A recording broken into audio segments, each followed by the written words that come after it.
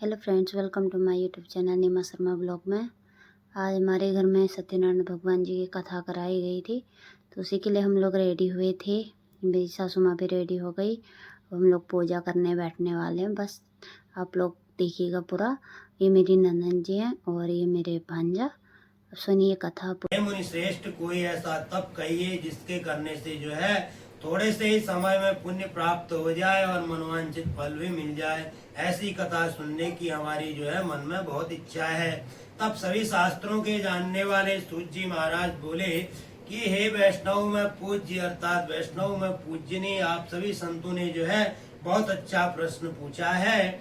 आपने बहुत अच्छा प्रश्न पूछा है। सब प्राणियों के हित की बात आपने कही है। कह रहे हैं अब मैं उस श्रेष्ठ व्रत के बारे में आप लोगों को अवश्य कहूंगा, जिस व्रत को जो है एक बार नारद जी ने श्री लक्ष्मी नारायण भगवान से पूछा है और लक्ष्मी नारायण भगवान ने मुनि श्रेष्ठ नारद जी से वो व्रत के अर्थात व्रत पूजन के बारे में जो है कहा है। सो ध्यान पूर्वक सुनिए। कह रहे हैं एक समय योगी राज नारद जी जो है दूसरों के हित की जो है इच्छा करते हुए अनेक लोकों में घूमते हुए मृत्यु लोक में आ पहुंचे हैं। अब यहाँ उन्होंने अनेक योनियों में जन्मे हुए प्राय जो है सभी मनुष्यों को अपने अपने कर्म के अनुसार जो है दुखी पाया है और उन्होंने मन में यह सोचा कि किस यत्न के करने से निश्चय इन प्राणियों के दुखों का नाश हो सकेगा। ऐसा मन में सोच करके जो है नारद जी विष्णुलोक को गए हैं। तब वह विष्णुलोक में पहुंचे तो वहां उन्होंने जो है श्वेत वर्णधारी चार भुजाओं वाले देवों के ईश अर्थात देवताओं के भी जो ईश्वर है उन नारायण भगवान को देखा है और उनके हाथ में शंख चक्र गदा पद्म और गदा सुशोभित हैं तथा वरमाला पहने हुए हैं और उनकी स्तुति करने लगे कि हे भगवान, आप अत्यंत शक्ति से संपन्न है, मन वाणी भी आपको नहीं छू सकती। तब भला आपका न आदि है न मध्य न ही अंत है, आप निर्गुण स्वरूप हैं, आप सृष्टि के कारण हैं और जो है सभी भूत वक्तों का जो है दुखों के नाश करने वाले हैं। आपको मेरा जो है बारंबार नमस्कार है। तब नारद जी से इस प्रकार की स्तुति सुन करके विष्णु भगवान कहने लगे कि हे मुनि श्रेष्ठ, आपके मन में क्या है? अर्थात जब आप चुपड़ी चिकनी बातें कर रहे हैं तो आपके मन में क्या कुछ चल रहा है? तब विष्णु भगवान कह रहे हैं कि आपके मन में क्या चल रहा है, आप किस काम के लिए यहाँ आगमन हुआ है आपका, आप सीधे सीधे कहिए। कह रहे हैं इतना मक्खन मत लगाइए, बस मेरे को सीधा कह दीजिए क्या काम। तब कह रहे हैं कि आप निसंकोच होकर के मेरे को जो है कहिए। तब नारद मुनि बोले कि मृत्युलोक से आ रहा हूँ, वहाँ जो है सारे मनुष्य जो है अपने अनेक योनियों में पैदा हुए हैं और अपने अपने कर्मों के अनुसार जो है दुखी हुए हैं। ये नाथ, यदि आप मुझ पर थोड़ी भी दया करते हैं तो आप बताइए कि उन मनुष्यों का सब दुख जो है किस प्रकार से जो है दूर हो सकेगा। तब विष्णु भगवान बोले कि हे नारद, मनुष्यों की भलाई के लिए आपने बहुत अच्छा प्रश्न किया है। तब कह रहे हैं कि मनुष्य की भलाई के लिए तुमने बहुत अच्छा प्रश्न पूछा। जिस काम के करने से मनुष्य मोह से छूट जाता है, कह रहे वह मैं आपसे जो है कहता हूँ। कह रहे हैं कि बहुत पुण्य देने वाला स्वर्ग और मृत्युलोक दोनों में ही एक दुर्लभ उत्तम व्रत है। कह रहे हैं उसको आप जो है प्रेम वश होकर के मैं आपसे जो है कह रहा हूँ। कह रहे वह व्रत कौन सा है? कह रहे वह व्रत जो है श्री सत्यनारायण भगवान का पूजन और व्रत है। कह रहे हैं जिसको जो है विधि पूर्वक मनुष्य जो भी विधि पूर्वक उस व्रत को करते हैं, कह रहे हैं वह आयु प्रयत्न अर्थात जब तक जीते हैं तब तक जो है सुख भोगते हैं और मृत्यु के पश्चात जो है मोक्ष को प्राप्त होते हैं। तब श्री भगवान के वचन सुनकर के नारद मुनि बोले कि हे भगवान, उस व्रत का क्या फल होता है, अर्थात वह व्रत पूजन करने से क्या फल होता है और उसका क्या विधान है, अर्थात उसको कैसे करना चाहिए, यह सब भी मुझे जो है बताइए और उसको किस दिन करें, ऐसा भी जो है पूछ रहे हैं। तब विस्तार से हमारे को कहिए। कह रहे हैं तब विष्णु भगवान ने कहा कि हे नारद, दुख और शोक को दूर करने वाला अर्थात जो हमारे दुख हैं और चिंताएं हैं उनको दूर करने वाला, धन धान्य को बढ़ाने वाला, सौभाग्य और संतान को देने वाला, यह व्रत जो है सभी स्थानों पर विजयी दिलाने वाला अर्थात यह व्रत और पूजन जो है हमें सभी स्थानों पर जो है विजयी दिलाता है। कह रहे हैं भक्ति और श्रद्धा के साथ कह रहे हैं किसी भी दिन श्री सत्यनारायण भगवान का जो है संध्या काल में सब ब्राह्मणों और बंधु बांधवों सहित जो है धर्म प्रायण होकर के अर्थात व्रत आदि करके कह रहे हैं संध्या काल में कह रहे हैं इसका जो है पूजन करना चाहिए।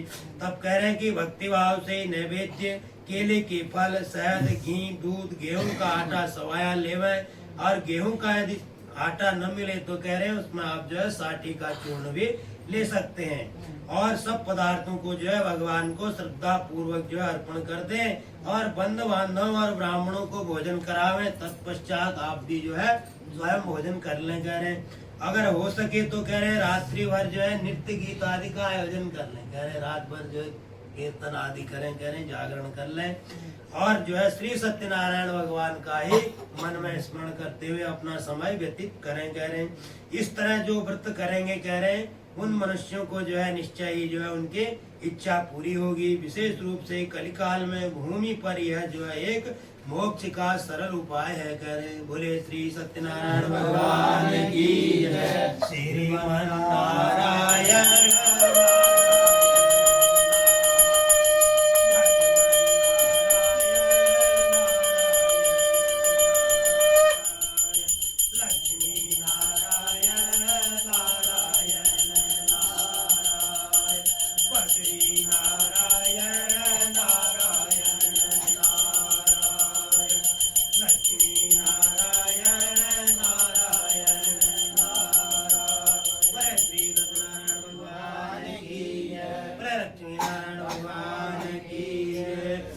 तब आगे की कथा आरंभ करते हुए फिर सूत जी महाराज कहने लगे कि हे ऋषियों जिसने पहले के समय में इस व्रत को किया है अर्थात पिछले जन्म में जिन्होंने इन व्रत को किया था उसका भी मैं इतिहास आपसे कहता हूँ। कह रहे हैं ध्यान पूर्वक सुनिए।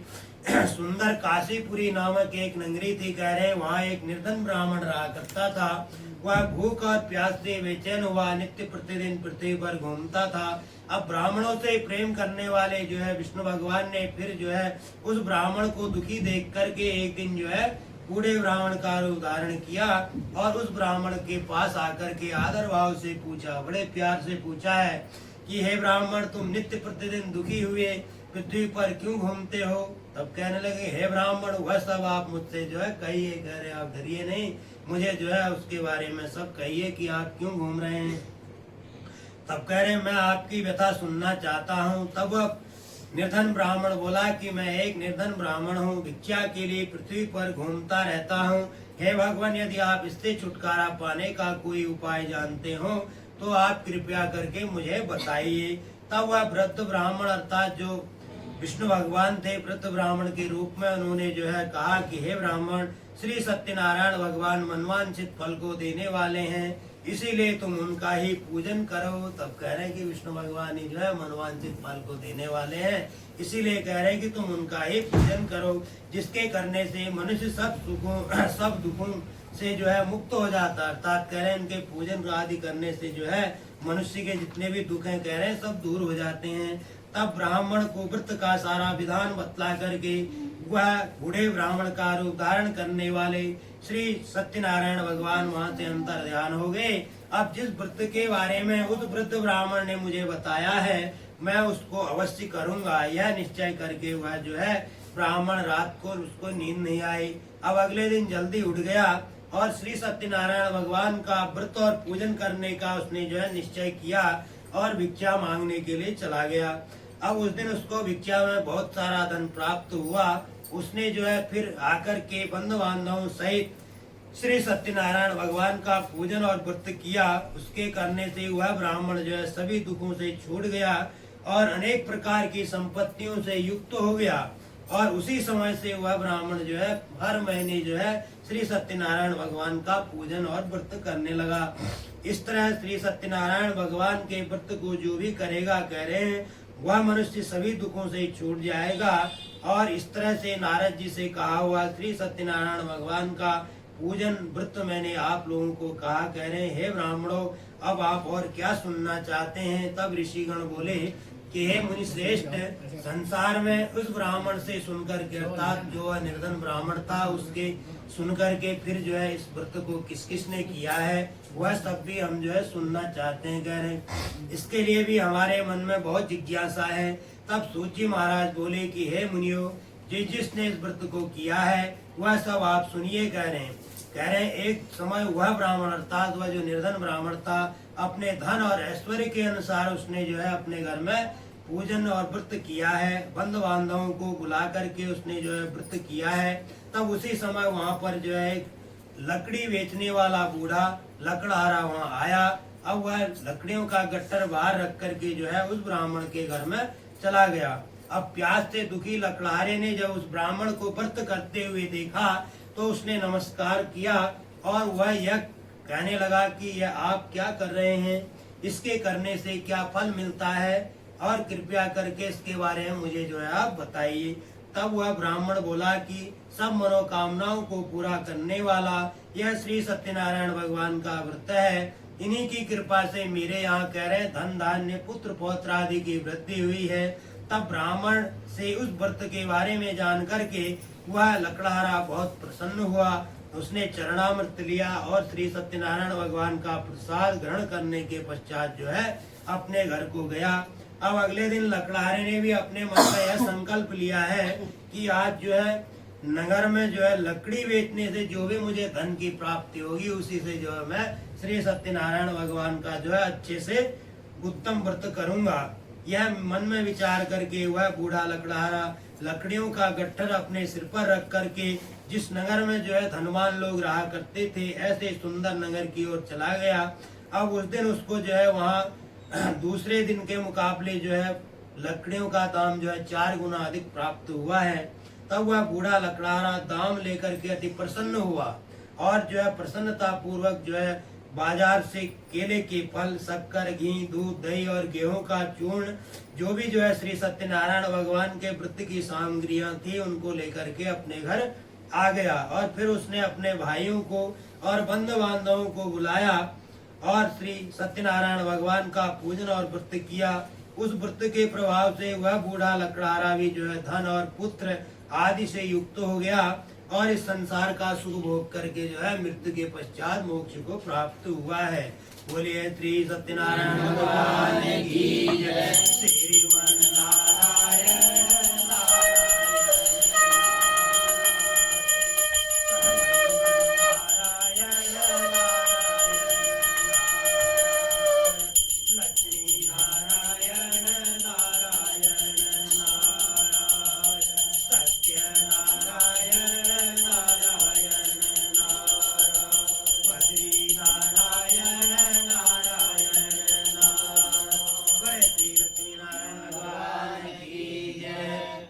सत्यनारायण भगवान की जय। तब आगे की कथा आरंभ करते हुए फिर सूत जी महाराज बोले, हे श्रेष्ठ मुनियों, अब आगे की कथा आपसे मैं कहता हूँ। कह रहे हैं ध्यान पूर्वक सुनिए। तब कह रहे हैं कि पहले के समय में गुलकामुख नाम का बुद्धिमान राजा भी रहा करता था।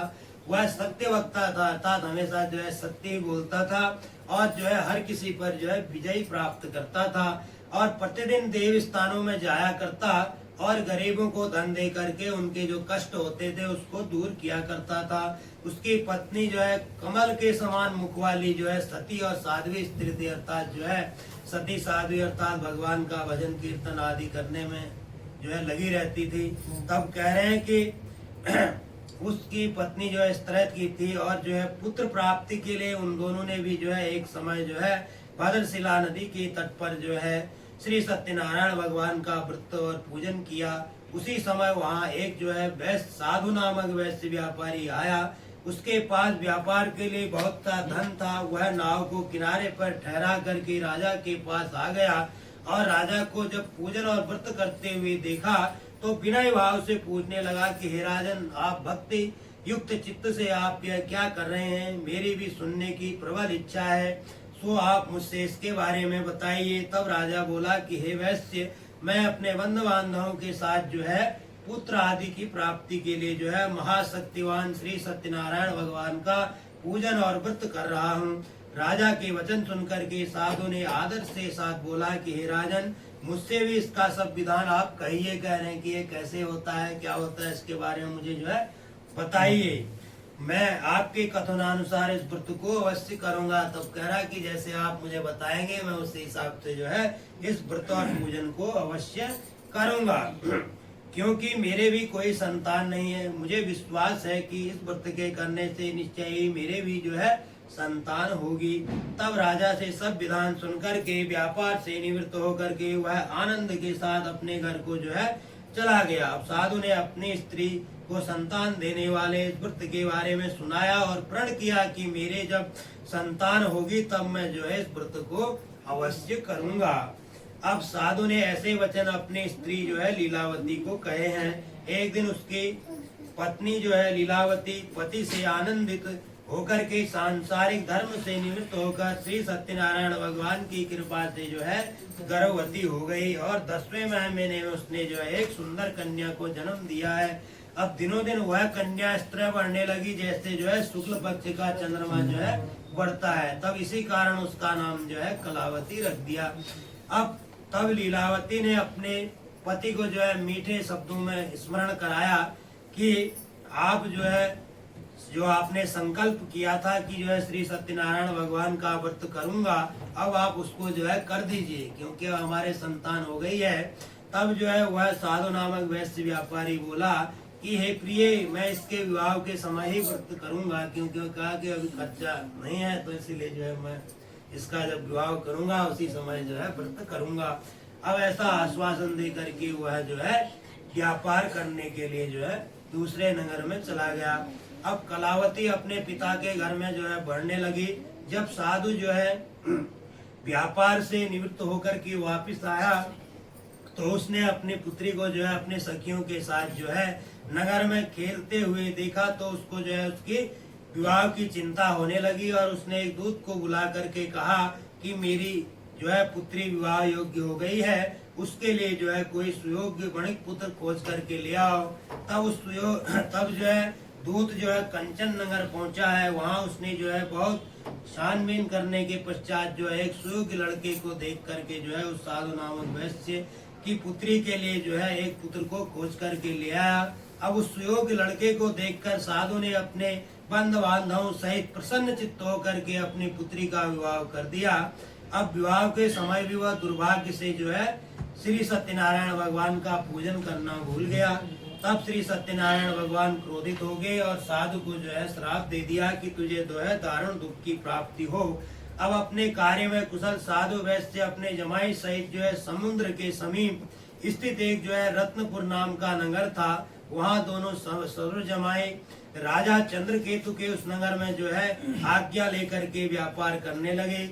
एक दिन भगवान श्री सत्यनारायण की कृपा माया से मोहित होकर के जो है दो चोर राजा के धन को चुरा करके जा रहे थे, किंतु राजा के दूतों को अपने पीछे जो है आते हुए देख करके चोर घबरा गए और जो है राजा का धन वहीं चुपचाप रख दिए जहाँ वो दोनों ससुर जमाई ठहरे हुए थे। जब दूतों ने उन दोनों साधु वैश्य के पास रखा हुआ जो है राजा का धन देखा तो वे दोनों को बांध करके जो है राज दरबार में ले गए और राजा के समीप जाकर के बोले कि हे राजन, हम ये दो चोरों को पकड़ करके ले आए हैं, आप जो है आज्ञा दीजिए कि इनको जो है क्या सजा देनी है। तब राजा ने उनकी आज्ञा, उनकी जो है बात सुने बिना ही उनको जो है कठिन कारावास में डाल देने की आज्ञा दे दी। कहा इनको कारागार में डाल दो।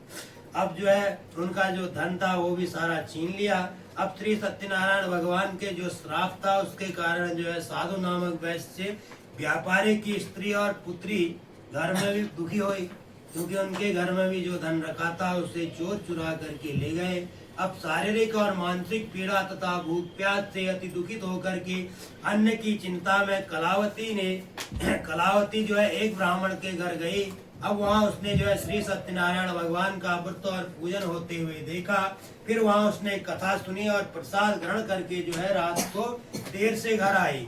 तब इस पर जो है कलावती की माता ने उससे कहा कि हे पुत्री, तुम अब तक कहाँ रही और तुम्हारे मन में जो है क्या चल रहा है, तुम इतनी देर से आई हो। तब कलावती बोली कि हे माता, मैंने जो है एक ब्राह्मण के घर में श्री सत्यनारायण भगवान का व्रत होते हुए देखा और मैं वहीं जो है रुक गई। तब कन्या के वचन सुनकर के लीलावती ने भी भगवान सत्यनारायण का पूजन किया और लीलावती ने जी परिवार और बंधु बांधवों सहित श्री सत्यनारायण भगवान का पूजन और व्रत किया और वर मांगा कि मेरे पति और दामाद जो है शीघ्र ही घर चले आए। तब साथ ही प्रार्थना की कि हम सबका अपराध आप क्षमा कीजिए, जो भी मेरे और मेरे परिवार से अपराध हुआ है उसके लिए आप जो है हमें क्षमा करें, ऐसा उसने जो है प्रार्थना की।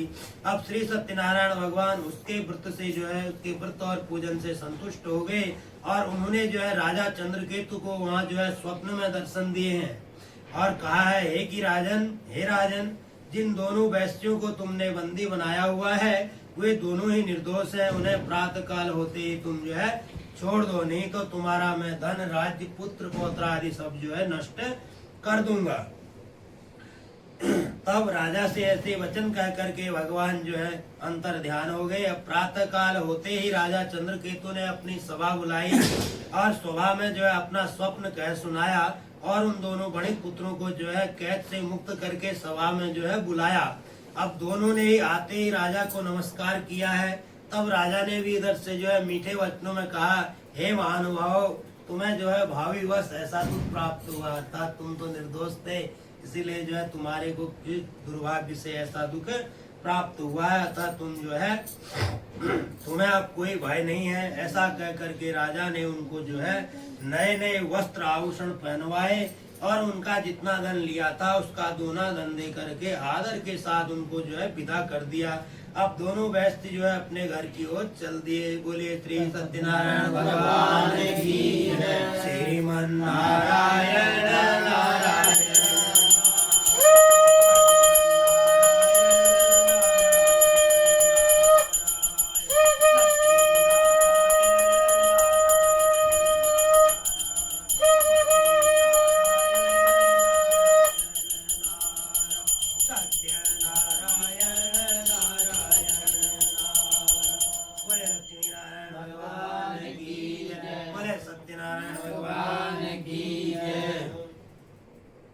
तब आगे की कथा आरंभ करते हुए फिर सूत जी महाराज बोले कि वैश्य ने जो है फिर मंगलाचरण करके अर्थात भगवान का पूजन आदि करके जो है यात्रा आरंभ की। तो अपने नगर की ओर चला तो उसके थोड़े ही दूर निकलने पर फिर सत्यनारायण भगवान ने उससे जो है पूछा, दंडी का वेश धारण करके उससे पूछा कि हे साधु, तेरी नाव में क्या है? तब अभिमानी बड़े हंसता हुआ बोला कि हे भगवान, हे दंडी महाराज, आप क्यों पूछ रहे हैं? क्या आप धन लेने की इच्छा रखते हैं? मेरे नाव में तो केवल बेल और पत्ते भरे हुए हैं। तब वैश्य का इस प्रकार का वचन सुनकर के भगवान ने कहा कि तुम्हारा वचन सत्य हो। तथास्तु का उनको कहा कि तथास्तु, तुम्हारा वचन जो है सत्य हो। तब दंडी महाराज ऐसा कह करके वहां से कुछ दूर जो है जा करके समुद्र के किनारे बैठ गए। अब दंडी महाराज के जाने के पश्चात जब वैश्य ने नित्य क्रिया आदि करने के बाद अपनी नाव के पास आया तो उसने देखा कि उसका नाव तो जो है ऊंची उठी हुई है, तो उसको अचंभा हुआ और जो है नाव में बेल और पत्ते देख करके जमीन पर जो है गिर पड़ा, मूर्छित होकर के गिर पड़ा। अब जब मूर्छा खुलने पर अत्यंत शोक प्रकट करने लगा। जब मूर्छा खुली तो कहने लगा कि मेरा धन कहाँ गया, क्या हुआ? तब जो है बहुत शोक करने लगा। तब दंडी महाराज, तब उसके दामाद ने कहा कि आप शोक क्यों कर रहे हैं? क्योंकि यह तो दंडी महाराज का श्राप है, हमने ही झूठ बोला था, तो भाई उन्होंने थोड़ी कुछ कहा, भाई हमने जैसा कहा उन्होंने वैसा ही आशीर्वाद दे दिया। कह रहे तो उनके पास ही हमको जाना चाहिए, कह रहे हैं उनके ही शरण में हमको जाना चाहिए, तभी हमारी मनोकामना जो है पूरी होगी, कह रहे हैं। तब दामाद के वचन सुनकर के वैश्य जो है दंडी महाराज के पास पहुंचा है और अत्यंत भक्तिभाव से, अब जब अपने पास कुछ नहीं है तो फिर नम्रता से ही बोल, बहुत भक्तिभाव से जो है कहने लगा, नमस्कार करके बोला कि हे भगवान, आपकी माया से मोहित होकर के तो ब्रह्मा भी आपकी जो है माया को नहीं जान पाते हैं, भला फिर मैं जो है अज्ञानी आपके रूप को कैसे जान सकता हूँ? मैं अज्ञानी कैसे आपको जान सकता हूँ? आप प्रसन्न होइए, मैं आपके अपने सामर्थ्य अनुसार आपकी पूजा जो है अवश्य करूँगा। कह रहा है कि जो मेरी सामर्थ्य होगी वह उसके हिसाब से मैं आपकी पूजा अवश्य करूँगा, मेरी रक्षा करो और पहले के समान ही मेरी नौका को जो है धन से परिपूर्ण कर दो। अब जो है तब इस प्रकार के वचन सुनकर के जो है विष्णु भगवान प्रसन्न हो गए और उन्होंने उसकी इच्छा के अनुसार उसको वर दे करके फिर अंतर ध्यान हो गया। बस उसको कहा तथास्तु, जैसा तुम कह रहे हो वैसा ही हो। फिर उसके इच्छा अनुसार वर दे करके अंतर ध्यान हो गए। जब उन्होंने नाव पर आकर के फिर देखा तो नाव जो है धन से परिपूर्ण थी। अब फिर जो है उन दोनों ने वैश्यों ने वहीं पर भगवान श्री सत्यनारायण का पूजन और व्रत किया और अपने साथियों सहित अपने नगर की ओर चले गए। अब थोड़े ही दूर जब नगर के निकट पहुंचे हैं तो फिर उसने जो है अपने एक दूत को भेजा कि अब जाओ घर कवर कर दो कि वह आ गए हैं लाला जी। अब जब वो अपने घर पहुंचे तो दूत ने घर जाकर के जो है साधु की स्त्री को नमस्कार किया और कहा कि साधु नामक वैश्य व्यापारी जो है अपने जमाई सहित जो है नगर के समीप आ गए हैं। ऐसा वचन सुनकर के साधु की स्त्री ने बड़े हर्ष के साथ जो है श्री सत्यनारायण भगवान का पूजन किया और पूजन पूर्ण करने के पश्चात जो है वह जो है अपनी पुत्री से कहने लगी कि मैं तो जो है अपने पति के दर्शन को जा रही और तुम भी जो है कार्य पूरा करके जो है शीघ्र आ जाना। तो परंतु जो है कलावती माता के वचनों को अनसुना कर दी। उसने कहा वह माँ कह गई वो भी अपना फटाफट समेटा वो भी चल दी। अब प्रसाद छोड़ दिया, उसने प्रसाद ग्रहण नहीं किया। तब जो है प्रसाद की अवज्ञा के कारण फिर जो है सत्यनारायण भगवान रुष्ट हो गए। अब उसके पति को जो है नाव सहित पानी में डुबो दिया। अब कलावती अपने पति को न देख करके रोती हुई जमीन पर गिर गई। इस तरह नौका को डूबा हुआ तथा कन्या को रोता हुआ देख करके साधु नामक जो वैश्य व्यापारी था वह बहुत दुखी हुआ और बोला कि हे प्रभु, मुझसे और मेरे परिवार से ऐसी क्या भूल हुई है, उसके लिए आप हमें जो है क्षमा करो। उसके 3 वचन सुनकर के सत्यनारायण भगवान फिर प्रसन्न हो गए और आकाशवाणी हुई कि हे साधु वैश्य व्यापारी, तेरी कन्या मेरा प्रसाद छोड़कर आई है, इसीलिए उसका पति जो है अदृश्य हुआ है। यदि वह घर जाकर के प्रसाद खा करके लौटे तो उसे उसका पति अवश्य मिलेगा। ऐसी आकाशवाणी सुनकर के कलावती ने घर पहुंच करके प्रसाद ग्रहण किया और फिर आकर के अपने पति के दर्शन किए। तत्पश्चात साधु वैश्य व्यापारी ने वहीं अपने बंधु बांधवों सहित जो है वहीं समुद्र के किनारे में श्री सत्यनारायण भगवान का पूजन और व्रत किया। उस दिन से वह प्रत्येक पूर्णिमा जो है श्री सत्यनारायण भगवान का पूजन और व्रत करने लगा। उस दिन से जो है फिर इस लोक का सुख भोग करके वह जो है अंत में स्वर्ग लोक को गया है। बोले श्री सत्यनारायण भगवान की जय। श्रीमन नारायण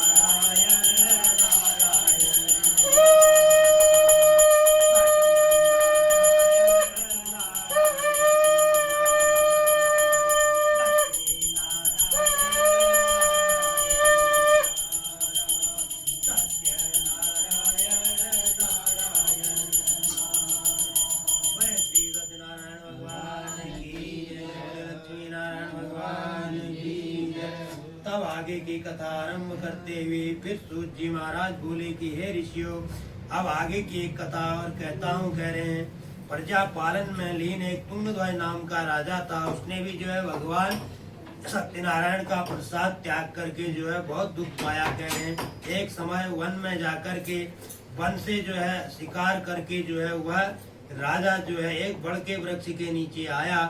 वहाँ उसने ग्वाल वालों को जो है भक्ति भाव से जो है श्री सत्यनारायण का पूजन करते हुए देखा, परंतु राजा अभिमानवश न तो वहाँ गया ही और न ही उसने जो है भगवान को नमस्कार किया।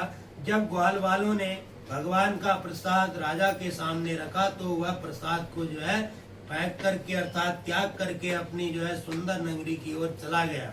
अब जब वहाँ अपनी सुंदर नगरी में पहुंचा तो वहाँ उसने पाया कि उसका राज्य आदि तो सब कुछ जो है नष्ट हुआ है। तब वह समझ गया कि यह सब तो जो है श्री सत्यनारायण भगवान के श्राप के कारण ही हुआ है। तब वह फिर उसी स्थान पर वापस आया जहाँ पर जो है ग्वाल वाल जो है भक्ति भाव से श्री सत्यनारायण भगवान का पूजन कर रहे थे। तब राजा ने भी उसी स्थान पर आकर के फिर उन ग्वाल वालों के साथ में मिलकर के जो है श्री सत्यनारायण भगवान का पूजन और व्रत किया। उस पर फिर प्रसाद खाया और फिर सत्यनारायण भगवान की कृपा से जो है उस राजा का राज्य जो है पहले जैसा ही हो गया और वह फिर दीर्घ काल का सुख भोग करके जो है मरने के पश्चात स्वर्गलोक को गया है। कह रहे हैं अब कह रहे हैं जो मनुष्य इस परम दुर्लभ व्रत को करेगा श्री सत्यनारायण भगवान की कृपा से उसे धन धान्य पुत्र पौत्र आदि की प्राप्ति होगी। निर्धन को धन मिलेगा, बंदे बंधन से मुक्त होकर के निर्भय हो जाता है, संतानहीनों को संतान की प्राप्ति होती है और सभी मनोरथ पूर्ण होकर के कह रहे हैं अंत समय में जो है वैकुंठ धाम को जाता है। जिन्होंने पहले के समय में इस व्रत को किया उनके जो है अगले जन्म की भी कथा कहता हूँ। कह रहे हैं जो सदानंद नामक वृद्ध ब्राह्मण था, अर्थात जो निर्धन ब्राह्मण थे, वह जो है अगले जन्म में जो है सुदामा के रूप में जन्म लेकर के जिन्होंने जो है श्री कृष्ण की जो है भक्ति करके मोक्ष को दोबारा प्राप्त किया।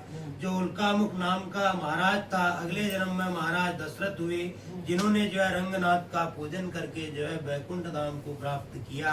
जो साधु नामक वैश्य व्यापारी था, अगले जन्म में जो है मूरध्वज बन करके जिन्होंने जो है धर्म की रक्षा के लिए अपने पुत्र को जो है आरे से चीर करके मोक्ष को प्राप्त किया है। जो महाराज तुंगध्वज स्वयं वो मनु हुए और उन्होंने बहुत से लोगों को जो है भगवान की भक्ति में लगाया और फिर मोक्ष को प्राप्त किया। जो लकड़हारा भील था, अगले जन्म में गु नामक निषाद राज हुआ, जिसने भगवान राम के चरणों की सेवा करके जो है फिर से मोक्ष प्राप्त किया। बोले श्री सत्यनारायण भगवान की जय। श्रीमन्नारायण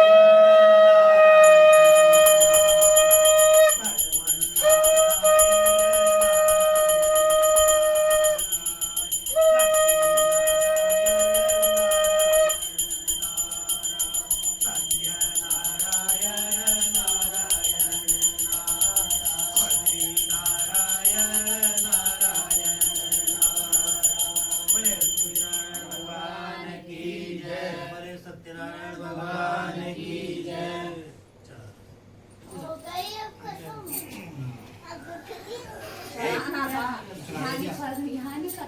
एक चैप्टर खत्म हो गया, दूसरा चैप्टर है वन लेसन। अभी तो वन लेसन खत्म हुआ, जैसे तेरे स्कूल का होता है। बोलना है अनेक कृतेन गणेश अंबिका षोडश मातृका वर्णावाहित ब्रह्मा विष्णु महेश सूर्यादि नवग्रह मंडल देवता पूजन प्रियता नमः। ओम सक्रा